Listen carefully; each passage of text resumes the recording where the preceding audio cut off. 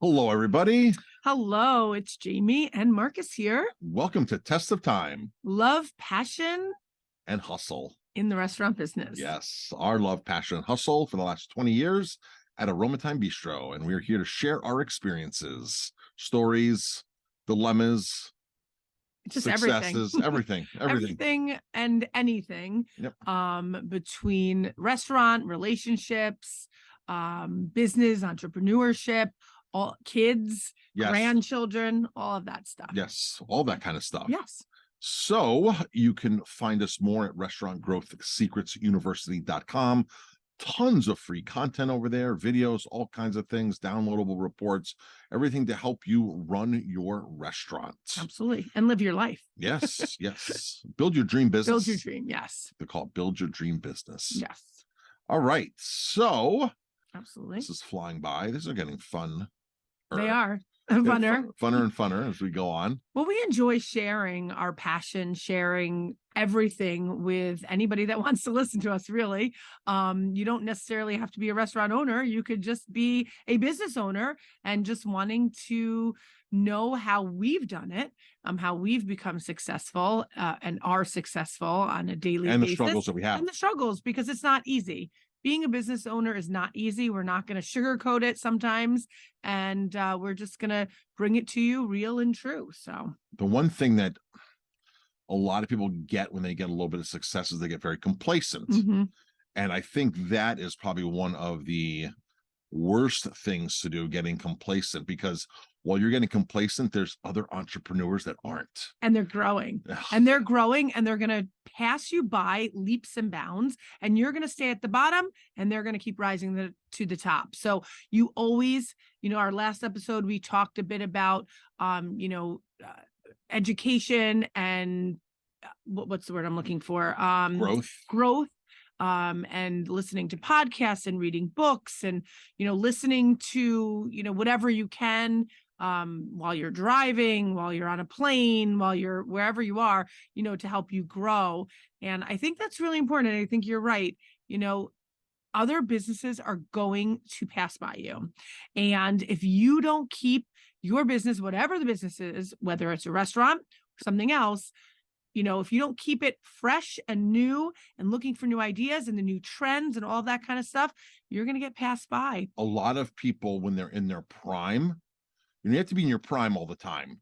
Always. A lot of people are just getting by based upon their previous reputation, based upon their history, and they're not really getting by that well based upon what other people are doing in the industry. And I've worked for chefs that have had they're long past their heyday, and it's just like, okay, they're not has-beens, but they wouldn't be where they were today if they didn't do what they did 20 years ago. So, back to 20 years ago, what you were talking about, we were totally out of the element of anything that was going on in the food world. And, being farm to table, being organic, knowing where things are coming from, just being really conscious, which I can still say that we have set that mission 20 years ago, and we're still following it to this day. We have not changed our mission statement, right? Our mission statement has stayed the same because we still have the same beliefs, but we've transformed our business over time into improving it and always one-upping what is going on in the industry. We're always looking. And I'll just, throw this out there about when we opened 20 years ago, and people thought we were crazy to open a restaurant in a small little town of less than 4,000 people. And there were no restaurants in our area when we opened, right? So there was nothing around. There were no restaurants. I mean, maybe there was pizza and Chinese in our town. And, there were a few restaurants here and there, but some popped up, some stayed, some left, some, and people looked at us and said, "What, are you crazy opening a restaurant? You have two small children. You're opening in a town that has nothing. It's depressed. It's, people didn't even want to drive on the streets and park on the streets here, They're afraid to park. They were afraid to park. And, we took a chance and we took a leap. And I think that also keeps us going on a daily basis, because we know how we started and we know where we are, and we know we don't quite know where we want to finish, but we know that we want to keep educating and giving more and more and more to our mission, to the mission of helping other people. And, that's a good kind of lead in to maybe you have a question. I don't know. We didn't really go into today with anything, but Is it my turn to answer a question? well, I asked yesterday, or I asked on our last podcast, but what is our mission? What is the mission that we have, that we started 20 years ago, that we have now, and that we want to move forward into the future? And I think, that's really important because it keeps the energy alive. It keeps everything kind of going. And our passion has probably grown immensely since we opened 20 years ago. I would definitely say that. Our passion has totally grown, because the more you know, it's evolved. The more you know, the more we know, the more we want. Mm-hmm. So the more we've learned about tequila with additives, the more we want to educate people about the better tequilas to drink. The more we know about tequilas with sulfuric acid, Mm-hmm. the more we want to educate people about the tequila to drink. The more Right. we know about GMOs, the more we know about farm salmon, the more we know about all this kinds of stuff, Mm-hmm. the more we want to educate people, and the more we're stricter. So every time we learn about how a food is just, abused or stuff added to it, like olive oils, and we want to be stricter Mm-hmm. and stricter and share that mission with our consumers, with our guests. Absolutely. And so, yes, and every time we learn a new marketing technique, we want to use that marketing technique, because there's only a shelf life on marketing techniques. Each marketing technique goes through its prime, and that's it. And some things come back around, like snail mail. Right. When we first started doing emails were at 80% open rate. It was insane. You can send an email Then out. they kind of slowly dwindled. I mean, I don't even know. Are Everybody they at open an email 20% now? Now I go through every day, And I delete all 50 emails at a time, 50 emails at a time, 50 emails at a time. And if you don't have a very good tagline titled, it's even presence in the person's email box, then you're not going to open it. so a lot of restaurants say that I don't send emails because people just delete them. I got to tell you, I subscribe to a lot of I do too. newsletters that come every single day. Every day. And every stuff, day. people like Saks, companies like Saks, Yep, or Fifth Ann Avenue, Taylor, or 2 to 3 a day. Yep. Now, I don't delete them, because I know maybe every 20, 30, or 40 or 50 You don't emails, unsubscribe. I'm going to click. I am exactly the same way. Sometimes I'm looking for something different in the day. So most of my messages that I get are all like clothing lines, or big department stores, things like that, because I want to see what they're doing, and I want to see, and a lot of them are food related as well. Right. And so every once in a while I'll just click it and see what they're up to. I also get from travel companies, stuff like that, and it will. Sometimes I'm just looking for different things when I open my email, right? So let's focus on email marketing on this. Oh, and then say, and today let's so do focus. you want to take a step back and talk about our mission, or do you want to do that first? Well, I mean, did we talk about our mission enough? Well, we didn't really say, well, what is our mission going forward? Going right? forward. Okay, going forward. So mission, 5-year plan, 10-year plan, things like that. Yeah. We know that we want to be in the food service industry. I'm 50. I'll be 50. You'll be 50. You'll be 48. Mm-hmm. I want to be doing something in the food service industry when I'm 70, 75. Yeah. Do I want to be working as hard as we are now? No. I want to be working different. I was just going to say, like, I want to work different.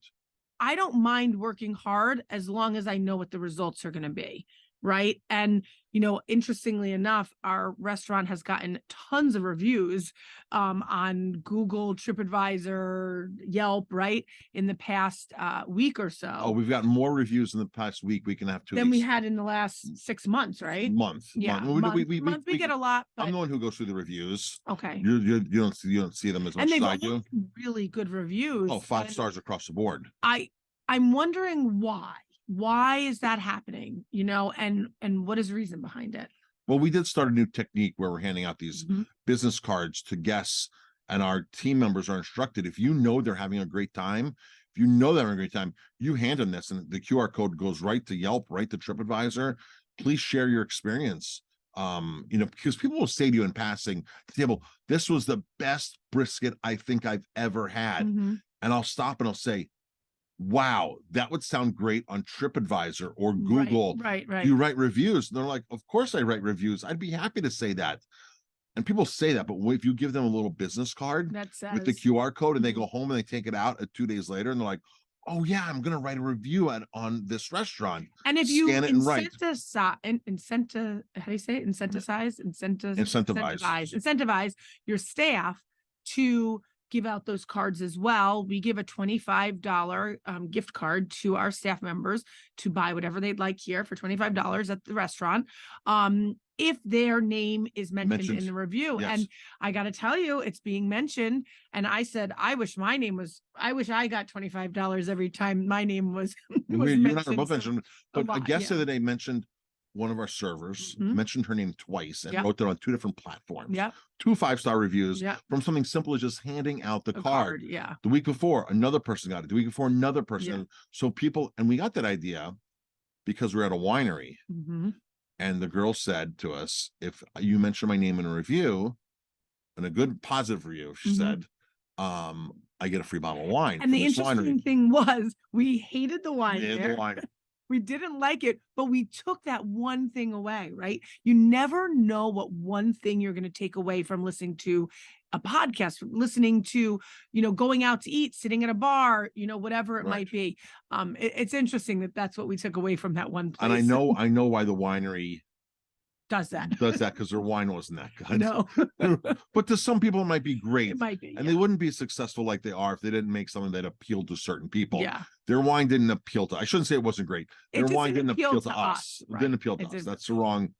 So our mission, I think, overall, our mission is to make people happy in hospitality, however it is, whether it's in an Airbnb, whether it's in our restaurant, whether it is traveling with us, whether it's just making somebody feel good, whether it's giving information. I think that's what's important to us, right? I think would so, definitely too. say that making people feel good and giving them the best experience that we possibly Part of our can. mission statement that our staff actually wrote Mhm. 19 years ago, because we got our staff involved, our Yeah. team members involved, based upon what we're doing now here, like, what do you see our mission as? And they all wrote down ideas, we all formulate together, and there you go. And out came a mission statement that was formed by all of us. And part of it was to treat everybody like friends. Like when you walk in the door, to treat everybody like friends. You treat friends differently than you treat people that you don't know, right? So a lot of times we get in our reviews how cozy a feeling and how everybody says hello and everyone's Friendly. smiling and friendly. And that's really important. And the energy, I think people get a lot of really good energy from us because we do have that energy that comes across to people that we really care. And it's not a fake energy. It's a real energy that we really care about what, number one, you're putting in your body, number two, how our food tastes, number three, uncompromisable, spirits and bar program. And our staff, if they are not friendly, it is not okay. It is not okay not to smile. And we try to instill in them that what you give off to the table is what you're going to get back. And so one of our biggest videos in our training platform is your number one sales tool. It's a smile. Mhm. If you're smiling and you make people smile and happy, you can get away with making errors. You can get away with not knowing something and having to find out.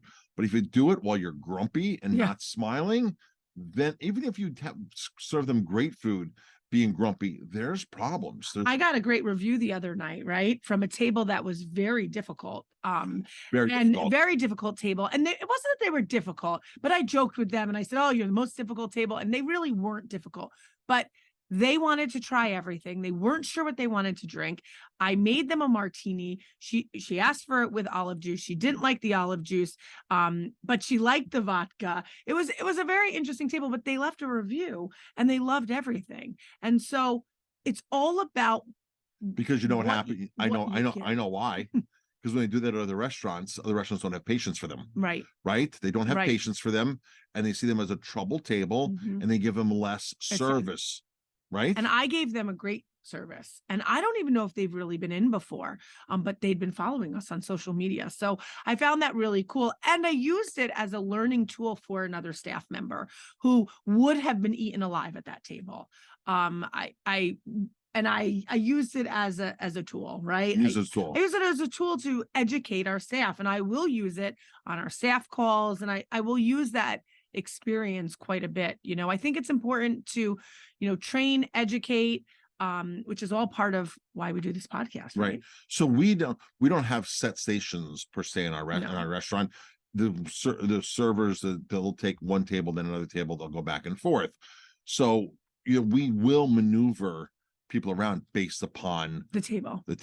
And sometimes you have a difficult table and you are just not good for them. And let's move somebody else to that table. Maybe someone with a little bit more experience. And it's okay to move things around. Like, you know what? I'm going to be taking care of you tonight because so-and-so, got stuck at another table, whatever it might be. Right. So. And some restaurants are like, well, that's not that station, this and that.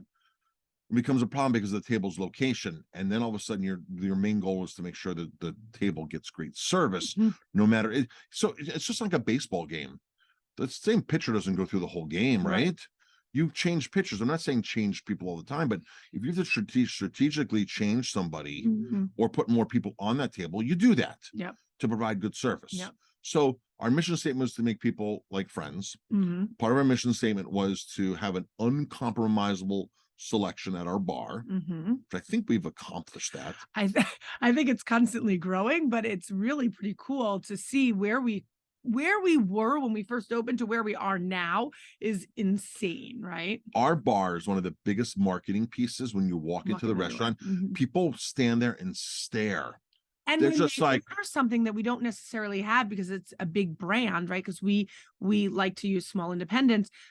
We can educate them as to why we're not using the big brands and show them our bar and give them tastes of things. And it's pretty cool. I mean, I find it quite amazing that we've grown our bar that much. So people just stand there and just stare. They're like, I'm amazed.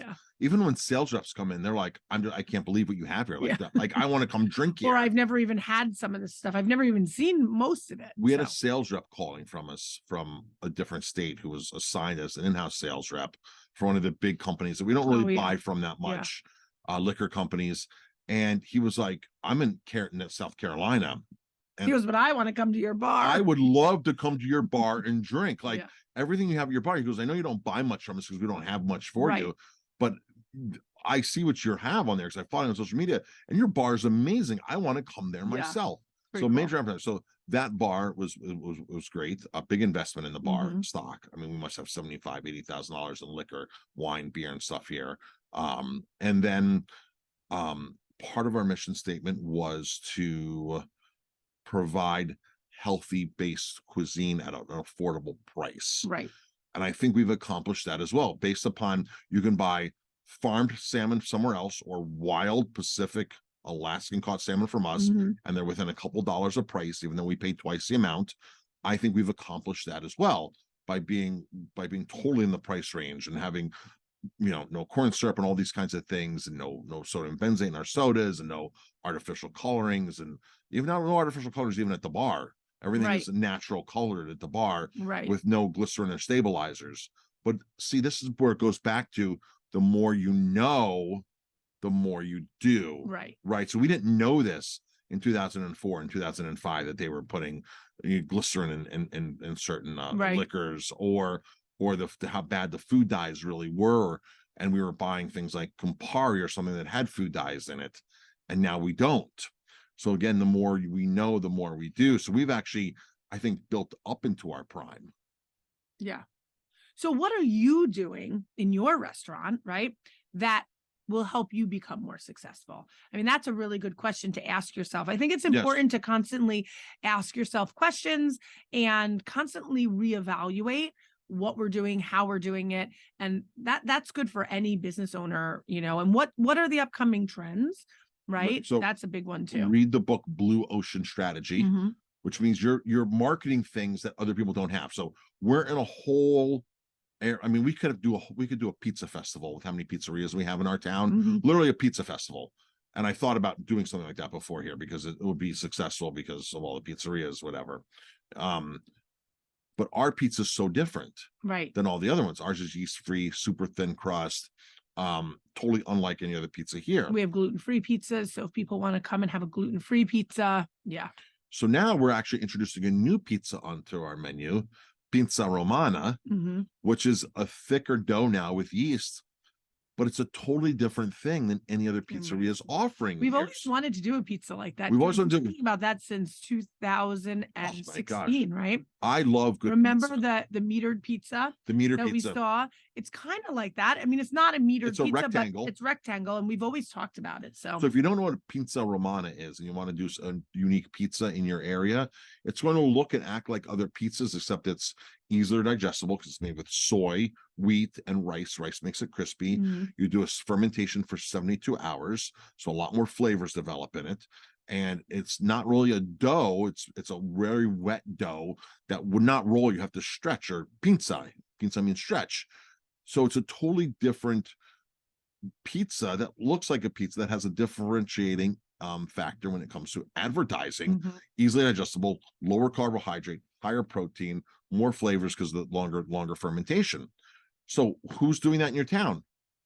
Our town, nobody's doing that. In fact, when you go onto Google and search this, especially on YouTube, 7 out of 10 videos are in Italian for Pizza Romana. So like nobody's. So it's the next step, right? It's the next trend, next thing going. And Pizza Romana is nothing new. It's an ancient Roman Empire recipe that dates way back.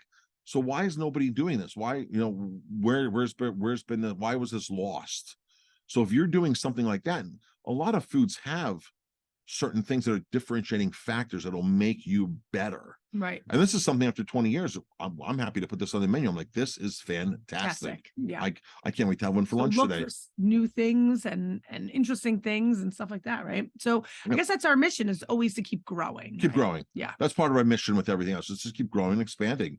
And so we'll end this episode with, I was going to go work when I worked in London for Pierre Kaufman.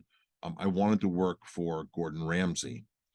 And the time Gordon was getting he had a second Michelin star, he was going to his third Michelin star. And once he got his third Michelin star, I was back in the US, and I had another one of my chef mentors say to me, they go, you should have worked for him when he was getting on his second star going to his third, because that's when he was trying the hardest. Right. Not that he doesn't try now with 3 Michelin stars, but he was a young kid back in the 90s. He had just gotten done working for Marco Pierre White, right? And Le Temps Clair, Pierre Kaufman. And they go, there's a young kid. He's trying to make his mark, and he's going to try his hardest right now from a second to a third Michelin star. And that's the prime and peak of his career. He's going to always be good, but that's he goes, you missed an opportunity to work for one of the greats at that time of his prime. Interesting. And I was like, wow, right? Like, Gordon Ramsay's amazing, right? I mean, he's amazing, but what people know of him is totally different. That's when he was in his prime right there. And we have a friend who worked for Gordon Ramsay. We have a friend who actually managed one of his restaurants. Yes. A good friend of ours who I worked for at one point, and he managed one of Ramsay's restaurants. He goes, yeah, Ramsay texts me how things going, this and that, and I give him updates via text message. So, but that was much different. Ramsay texting now his managing partners and things like that, and his managers, than what versus he was doing being on the line in his little tiny restaurant, Aubergine. Right. His first restaurant was Aubergine, 2 blocks from Royal Hospital Road, where now his new restaurant is, in Kaufman's old place. He was different back then. That was his prime. Yeah. So don't lose your prime. I like that. Don't lose your prime. Don't lose your focus. Don't lose what you set out to accomplish. Don't get complacent. Yeah. And don't get complacent. Yep. Yeah. All right. For more great tips on how to run a restaurant, go to restaurantgrowthsecretsuniversity.com.